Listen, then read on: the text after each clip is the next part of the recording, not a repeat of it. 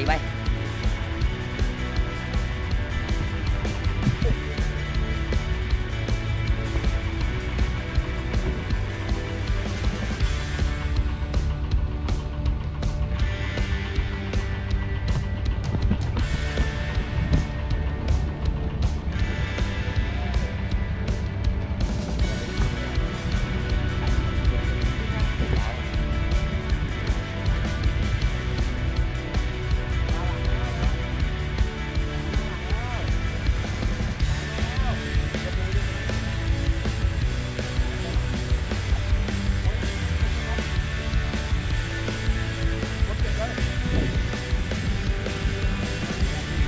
พี่เอา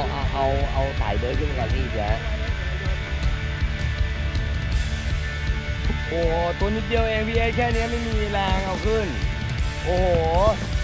เล็กนิดเดียวเองพี่ผมเห็นแล้วแหละ15-16อ่ะขั้นต่ำอะไรไม่มีแรงเหรอ15-16ไปทางนู้นนี่เป็นนู้นแล้วเดินตามมันไปมันจะได้ข้ามคันนี้ไปดูราโดระวัง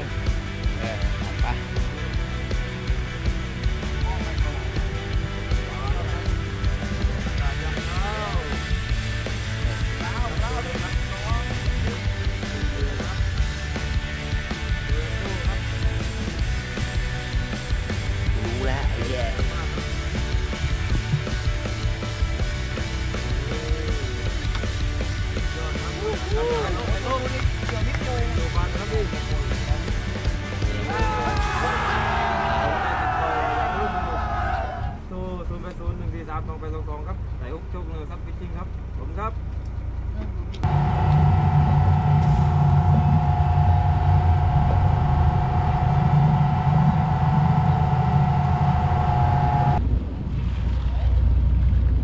น้ำเท่าไหร่ครับ200 190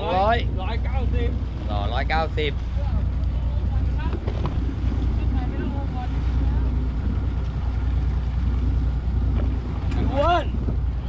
ขึ้นโหลดเอาขึ้นไม่หลุดกองเอานั่นแหละอันขึ้นเนี่ย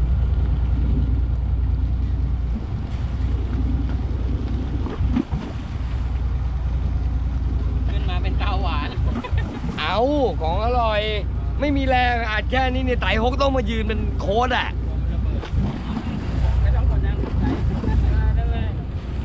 ยืนเป็นโค้ดหน่อยไม่ปล่อย GT ไป5 ตัวไม่เคยมานะมันคิดว่าเหมือนหลักแก๊สไหมปลาตัวเล็กจองไว้เลยไหมเดือนหน้า2 คนก็มา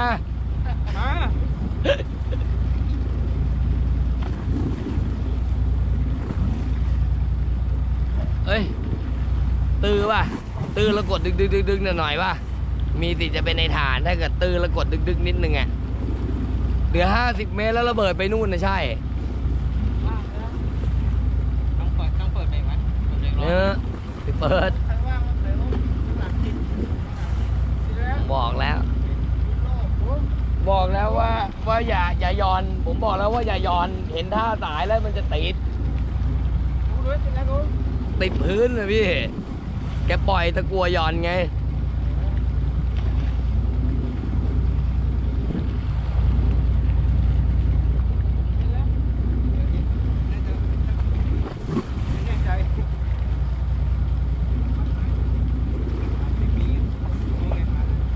ขึ้นไหม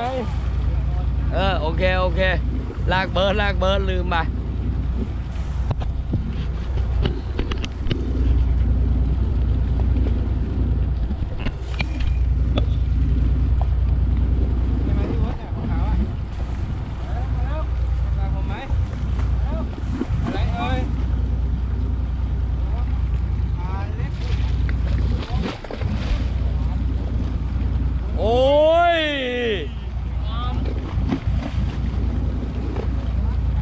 ย้อนสายย้อนส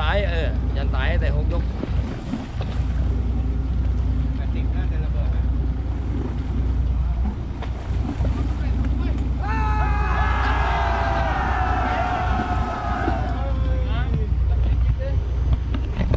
โอ้เขาไปตัดเราตาหวานใจ ส์ไม่เล็กนะครับกับน้ำ190 เมตรหายากโอดาชิ ตัดขายของจริงๆเลยเนี่ย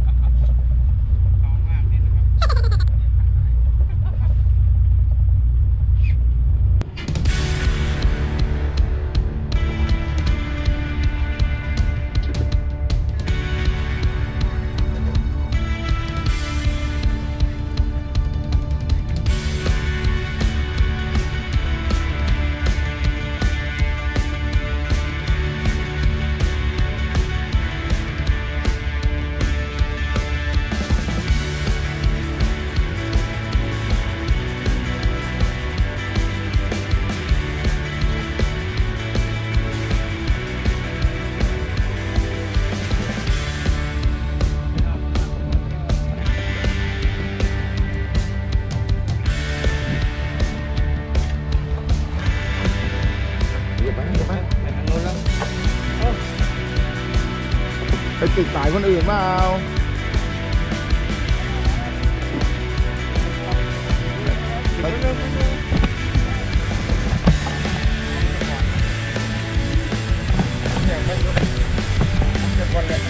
เดี๋ยวจะเหยียบ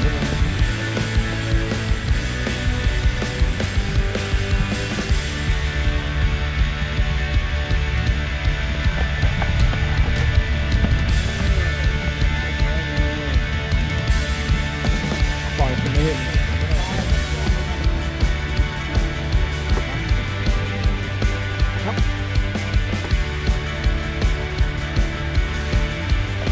เนี่ยปลาเนี่ยใกล้เลยกินไปแล้ว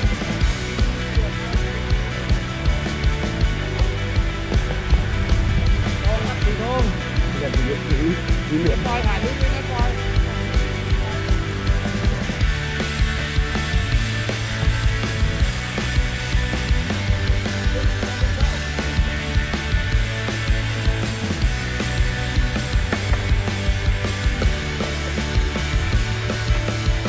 แล้วนั่นปลาหลุดที่วันเนี่ยตัวเหลืองๆแล้วติดอะไรล่ะ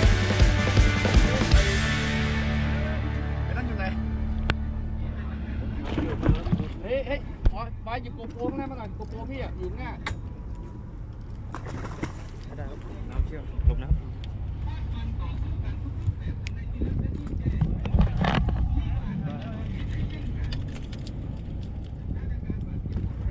ไอ้ช้อนปลาอยู่ไหนวะสุดยอดว่ะเฮ้ยเย้ครบได้แล้ว อันนี้อะไร ผมได้ครับตัวนี้ผมได้นะ พันเหลืองหรืออินเดีย ครับหลุดแล้วอ่ะหลุดจากพี่เขาแล้วเท่ากับเป็นปลาผมครับตัวนี้ครับ แล้วก็เดี๋ยวได้ครับ เชี่ยวเมื่อกี้จะดูทีนี้ลืมไป ตกลงมันใช้ปลาติดเหยื่อเองป่ะเอียวอีกตัวเหรอ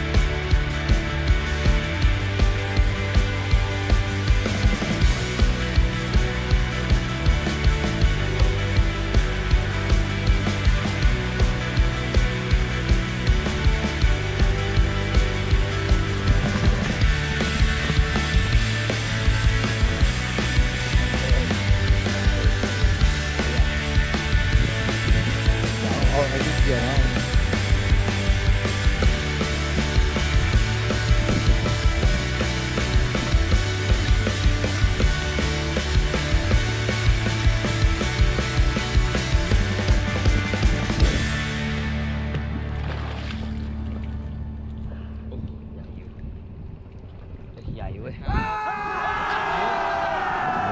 ยอดพอค้าเอ้า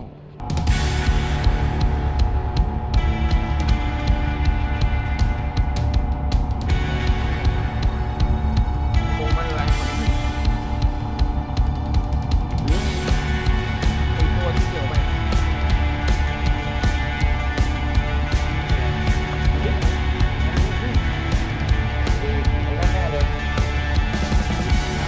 เอ